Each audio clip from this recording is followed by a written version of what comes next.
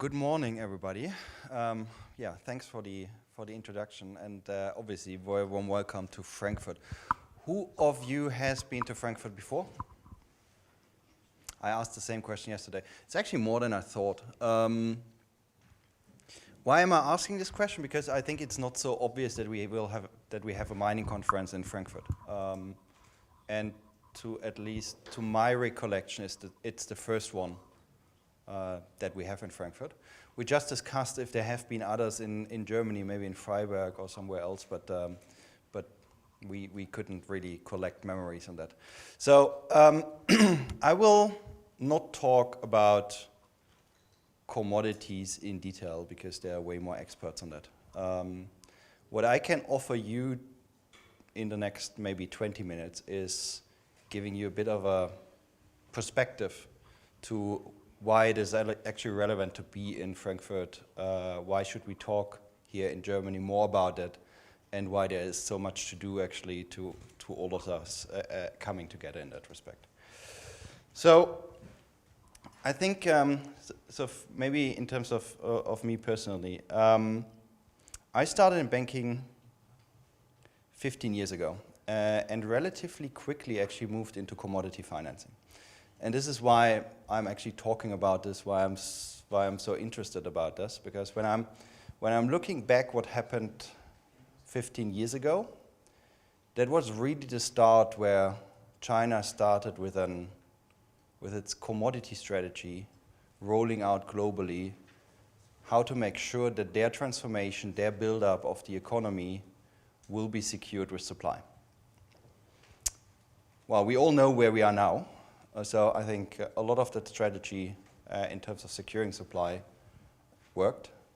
That was also a bit of the time when Germany, and I don't know how familiar everybody of you is with that, but we also had a commodity alliance, Rohstoffallianz, how they called it in Germany, that we tried to kick off with some companies. It unfortunately didn't fly in the manner or in the at least achieved goals. There are various reasons for that, but I think this is something that we will have to get right this time. So no export without import is probably relatively clear what I will be talking about, but actually, if we look at what is happening, and I don't know if I need to translate Zeitenwende, but I thought it's like kindergarten, now actually an international phrase. It is a phrase which is used by our chancellor in Germany. And clearly we have a Zeitwende, we have a change, wind of change or change of perspective. I just highlighted a few topics that obviously we see in Germany, but it's also for Europe as a whole. Obviously with the horrible war and the horrible start of the war in Ukraine, but also already a few months before that, energy prices rocketed. The whole model of cheap gas out of Russia, obviously everybody learned, doesn't work anymore. Prices rocketed, not only in natural gas, but also in electricity. And that obviously has a massive impact on competitiveness in terms of production. We obviously have all the geopolitical changes, and not only the war in Ukraine, but also in terms of how blocks will be built. We all talk a lot about globalization. So do supply chains actually get a bit more local again? And obviously we see in terms of supply chain resilience, a lot of happening there.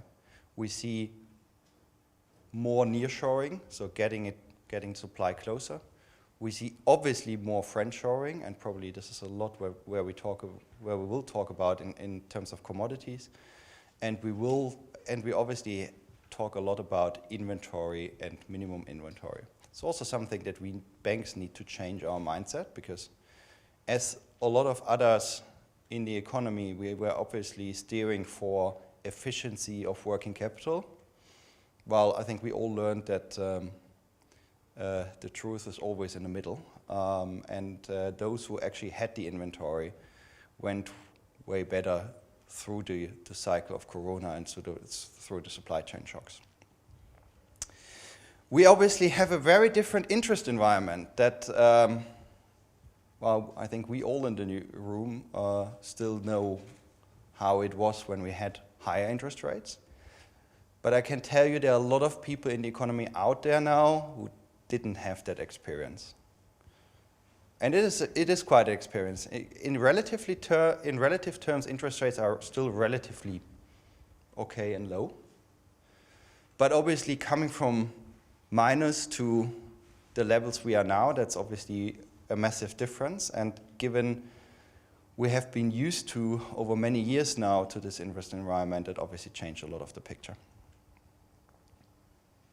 Inflation, which also drives the interest, while obviously we have a very different dynamic in terms of inflation when we look at different regions. So the US, which hopefully has reached the top and is moving down now in terms of inflation rate, has a very different driver of inflation, as you all know, which is demand driven, which is also why obviously interest rate hikes are a bit more effective than in Europe. Because in Europe, and this is why we sit all here together, we have a supply shock that drives the inflation, not the demand side. So at this moment in time, it doesn't look like that we are over the top there yet in terms of Europe, different to US, and that obviously will be something that will lead for the next months for us. So this is where we are. And I would say that is really a disruption of the whole German and European business model. So where do we go from here? We will have, in my mind, a massive transformation in front of us. We would have anyway over the next 20 years, because obviously in terms of sustainability, it was very clear if we look at the 2045 targets to net zero, has a massive impact on terms of sustainability change in the production cycle. And also here, if you look at Europe, Germany is probably the country with the largest share still of industrial production. This is why it's also so relevant from a German angle perspective. So we will see a massive transformation, which would have come anyway, but which is massively accelerated at this moment in time. Because if you think about this, if your production or if your supply costs are now 4 to 5 times higher, that obviously changes the picture. If that would be globally, that would already change the picture. But the problem is, this is in particular in Germany and Europe, but not so much in the US and in APEC. If I go to APEC or if I'm going to the US, I'm not talking so much about energy prices. It's a massive theme, obviously, at this moment in time in Europe. So not only because of sustainability, we are now talking a lot about how do we change the energy mix, but also in particular because of resilience, which is very clear. So I think while the big theme has been the massive topic around how do we get to net zero, I think now we have actually a balance between 3 topics. Sustainability will and always will be a key theme. But I think what really entered the stage massively is the whole discussion about resilience, as well as competitiveness, and relatively competitiveness to other countries and other regions. So here, obviously, the commodity sector comes very much into play, because the whole transformation that is probably coming up is changing the whole business model along the value chain. So we will need to talk about new supply chains, both in terms of energy, as well as in terms of commodity and supply chain overall. We will need to talk about production changes when it comes to sustainability of production, change, for example, to the coal-powered steel mill to the energy furnace. Or talk also about the whole topic around automation and drive automation way more forward on the production side.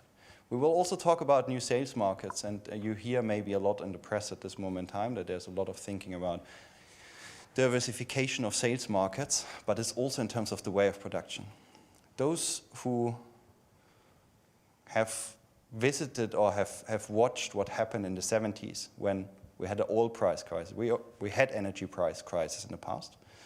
What happened to Germany and Europe was really a change in terms of the product mix. Germany then changed the product mix to from mass to more specialized, to value-driven, because in the end, if you have higher production costs, you will need to make your margin and you will make your difference somewhere. So we will have to change along this whole value chain, and one key theme is obviously commodities. I think all these challenges would be there anyway, but if you look at Germany, we have three themes when we look at commodities. We have a massive demand coming up because all these wind parks, solar parks, EVs, batteries need, obviously, I don't have to tell you that, but need massive amounts of metals. Challenge one. Challenge two. Of these critical minerals and metals, almost 100% are imported, not produced in Germany, and even not produced in Europe. Three, and also I don't have to tell you that, but still stating it, the concentration of some of those metals is obviously massive. Yeah. Not only in terms of where they are mined, but obviously also where they are processed. So this is the challenge at hand, and hence there's a lot of work at this moment in time, not only in Germany but also in Europe. I think you all heard about the European Raw Materials Act that is being worked on. We already had obviously a German commodity strategy, but obviously something that is further developed and refined obviously to current times. So there is a lot of emphasis on that topic of resilience. So I would say that whole conference here couldn't come more timely. So what are the to-dos? How do we solve all the pictures? Because I obviously don't only want to talk about problems. I think we are obviously very good in terms of the problem statement, and it's very good actually that we can frame the problem, which is obviously the starting point to solve it. Germany is the export Weltmeister, is obviously a big exporter globally, but these exports will obviously only work if I have enough import and have import at the right price. So obviously I truly hope that we will have more commodity mining and production in Europe. However, that is obviously a very challenging theme, and we will not fill all the demand with that. I think that is also very clear. And obviously, commodity industry is a relatively high energy consuming industry, and you just heard me about energy prices. So we will obviously talk a lot about importing, a lot about partnership, a lot about strategic partnerships with different countries, and you obviously heard a lot about the travels of different government officials also to various countries to also not only this, but also emphasize this fact. So we will have, and this is also the opportunity I think for everybody here, we will have more strategic trade alliances where machinery and equipment will be exported and commodity will be imported for a longer period of time. And this is really something that needs to be built, and this is also something that Europe can actually make a difference and can offer something on an eye-to-eye relationship when it comes to these strategic partnerships. That's one, strategic trade alliances. Second, verticalization. And here comes the challenge. I don't know how familiar everybody of you is with the German and European industry, but I gave you a bit of a flavor how, since the 70s, a product mix changed. So if you think about that we have a specialized product mix, that we have a high-value product mix, obviously we also have some mass production, but this is, I think, not the general core. If you think about that, you naturally not have the classical off-takers that buy directly commodities. We have machine manufacturers. They don't buy nickel directly. They don't buy whatever. Yeah, so they buy semi-finished products. So the whole sourcing cycle has not been commodities. That is changing, in particular in the automotive sector. When you look at automotive companies going upstream, not only building chip factories, but actually in particular building battery factories, you suddenly become a purchaser of commodity. And this is why you obviously you probably hear more from automotive companies and their purchase company and their purchase departments actually reaching out or having discussions with a commodity industry, because suddenly they become a buyer of that. But really closing this gap of this vertical integration is, in my mind, the key challenge.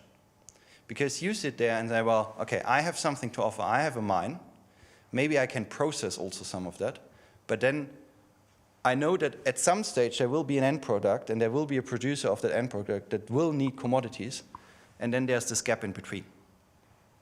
Who will give you the long-term contract? Who will buy it? And that is really, I think, in my mind, one of the key challenges that we need to get right over the next months and years to close that gap between Europe and Germany and everybody else who has the commodities to offer at hand. So this whole vertical integration will be the key theme. And then last but not least, because I talked about sustainability and I just want to be very clear about it, one from a financing perspective, but certainly I think also from an offtake perspective. In that whole value chain, sustainability will be key, because without that sustainability, there will be neither an offtake nor a financing. And obviously that whole discussion, in my mind at the moment, is a bit narrow, because we obviously talk a lot about emission targets and sustainability in the individual countries.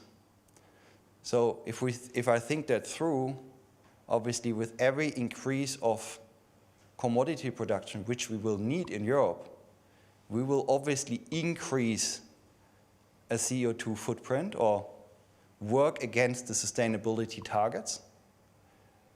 While if you look at this whole supply chain on a global basis, I believe probably producing, as an example, lithium, well, mining lithium in Europe, processing in Europe, and build it into a battery in Europe, probably has a way smaller CO2 footprint than shipping it from Chile to China and then to Europe.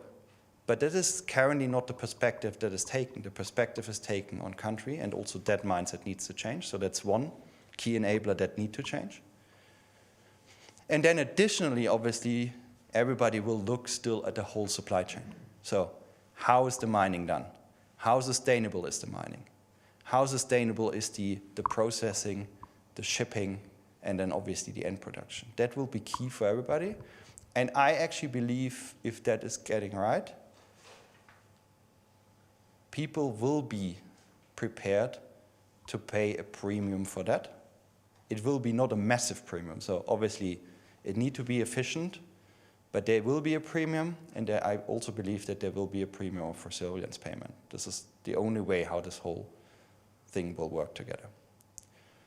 So to sum all of this up, again, I was trying to give you a bit of the overall perspective. Why is it so topical actually to be here? Why is it so important actually to have this discussion here in Germany and in Europe? I think there will be massive demand for that. But obviously, even if you don't feel that everybody is actually directly offering you the contracts for offtake or for financing, I was trying to give you a bit of the perspective of why that is so, and also what needs to happen to close that gap. So again, the challenge is in front of us. There are huge opportunities there for all of us in that space that we will need to get right. But in that respect, we obviously need to work together. So I'm really seeing this here as a start to come together, to have this discussion, to understand actually the problem statements and how to solve it. So thanks to all of you, and really looking forward to any questions or any discussions that we will have over the next hours. Thank you so much. Thank you, Hauke.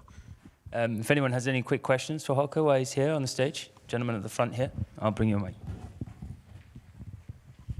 Thanks, Hauke. That was a great start to the conference and something which is close to the heart of all of us. So my name's Ian Murray. I'm on the board of a number of Australian listed companies, but I live 6 months of the year just outside Frankfurt. So I've been reading all what's going on in Europe.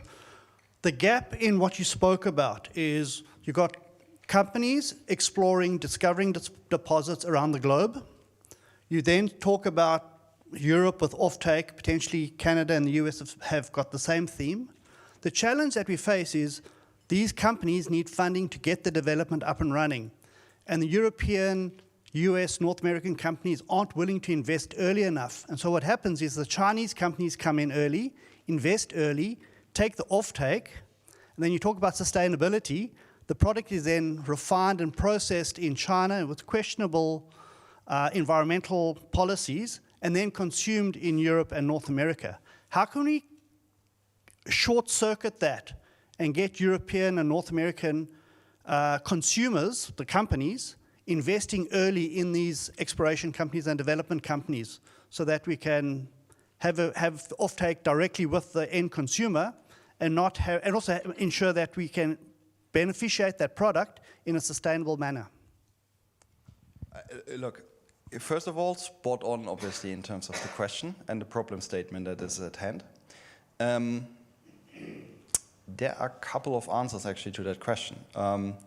But really, I think the key answer to that, and one of the key themes why this is not happening at this moment in time is because that whole value chain is not closed. So the jump is just too big. Yeah. So if automotive is not the right example, because there actually we see that we are slowly getting there because we are now closer to the commodity. But take a machine manufacturer. For them, it's obviously a really huge step from, at the moment, buying spare parts, sourcing spare parts, to say, well, now I go all the way down and will invest in a mine and in commodity. That is, first of all, there's not the expertise. Secondly, who will process that so that it will end up there? Will we talk about tolling or whatever? And then third, how do I tell this, explain this to my investors that I can really build excellent machines, but I'm also really good in mining. So I think what we need to get right is this: either we move upstream, at least to a certain extent, like it is happening in the automotive segment, and then we will need to build up that expertise so that we actually feel comfortable with investing in that space, because obviously we don't have the knowledge built up over many years because we didn't have to. Or we will find a value chain with different partners in between per commodity, where we then have people in between that actually can do the tolling or that can do the processing in between. So I think that is actually one key theme. At this moment in time, even if people would be willing to invest, how do they close the gap? And how do they close the gap of expertise? I think that is one challenge. And again, the automotive segment is there the exception. Secondly, when it comes to this financing, I think the problem statement is, and it is not only driven to commodities, and we experienced it in different markets, the build-out capital market for risk capital is not that strong when it comes to Europe compared to, for example, the US. And then obviously China is a very different theme, because that is obviously a lot of state-driven capital. So this is something, I always take the example of what we experienced 20 years ago when we were looking at Berlin. Yeah? So we had all these startups which had great ideas, We don't know which will fly. We don't know where the funding will come from. And this was really built up over time in terms of risk capital. And now actually risk capital, in particular for these early financings, is now available. I strongly believe we will need to do the same around a new theme, which is now supply chain resilience, or let's call it commodities.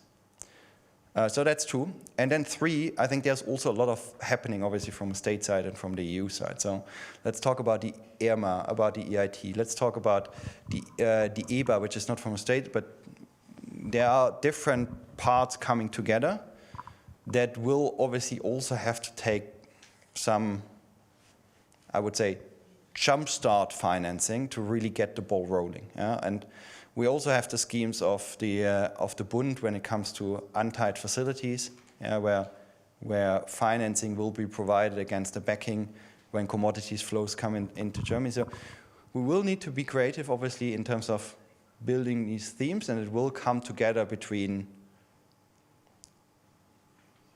a state push and support, between a capital market, but that is obviously a bit of a shot, and everybody who is listed here obviously can tell way more about that.